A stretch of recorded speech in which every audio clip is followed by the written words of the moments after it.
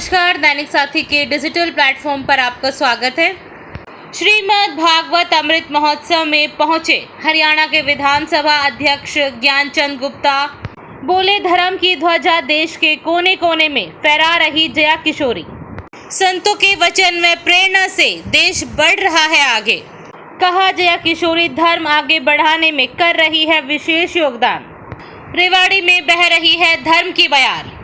आपको बता दें कि रेवाड़ी में श्रीमद् भागवत अमृत महोत्सव 16 से 22 सितंबर तक किया जा रहा है आयोजित, जिसमें प्रसिद्ध कथावाचक जया किशोरी दोपहर 3 बजे से लेकर शाम 7 बजे तक करती हैं भगवान श्री कृष्ण लीलाओं का मंचन। आपको बता दें कि प्रदेश के कोने कोने से लोग पहुंच रहे हैं कथा सुनने को। ये दोनों मिलकर के हम आगे बढ़ने का प्रयास करते हैं।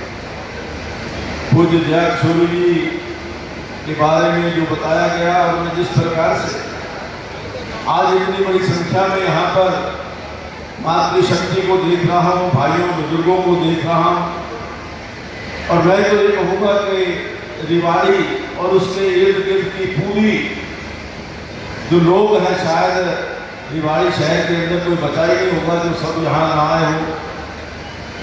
और इस प्रकार के कार्यक्रम में आकर के मुझे बड़ा उत्साह और प्रेम मिला। मैं आप सबको बहुत बहुत बधाई देना चाहता हूँ, मुबारकबाद देना चाहता हूँ। आज जब मैं रेवाड़ी के अंदर एंटर कर रहा था, प्रवेश कर रहा था, तो जिस प्रकार का माहौल रेवाड़ी के हर कोने के अंदर देखने को मिला कि जैसे रेवाड़ी एक धार्मिक नगरी बनकर के यहाँ पर प्रस्तुत हुई, और इस धार्मिक नगरी में पूज्य जया किशोरी जी का आशीर्वाद, उनका मार्गदर्शन, उनका संदेश, और लगातार 7 दिन तक जो भागवत कथा यहाँ पर की जा रही है, जिसका रसवादन आप सब लोग पिछले दिनों से कर रहे हैं। मैं तो अपने आप को दुर्भाग्य वाला समझता हूँ, अभागा समझता हूँ कि इस प्रकार के कार्यक्रम में ज़्यादा देर रहना संभव नहीं हो पाता।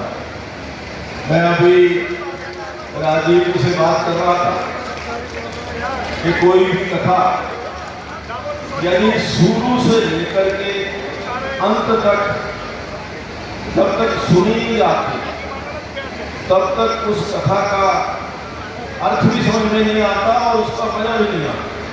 हमारे देश में यदि धर्म की शक्ति आगे बढ़ रही है, धर्म आगे बढ़ रहा है, उसमें मातृशक्ति का योगदान सबसे ज्यादा है। क्योंकि धर्म चले जाते हैं और उनकी पूजा की दुआ, उनकी जो रक्षा की दुआ जो है हमारी बहनें, हमारी माताएं करती हैं, तो मैं सभी पूरी मातृशक्ति का यहाँ अभिनंदन करता हूँ। और क्योंकि जैसा मेरी मजबूरी मैंने आपको बताई कि कार्यक्रम दिल्ली 6 बजे का लगा हुआ है, तो मैंने तुरंत वापस जाना होगा।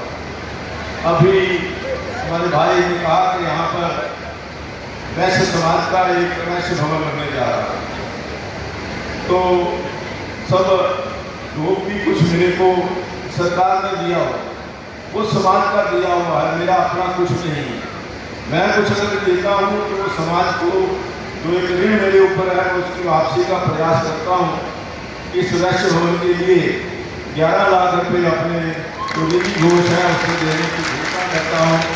और आपसे एक बार फिर मैं हाथ जोड़कर क्षमा चाहता हूँ कि मुझे एक कार्यक्रम के लिए निकलना होगा, और मैं पूज्य जया किशोरी जी का आशीर्वाद अवश्य लूँगा, उनको नमस्कार करूँगा।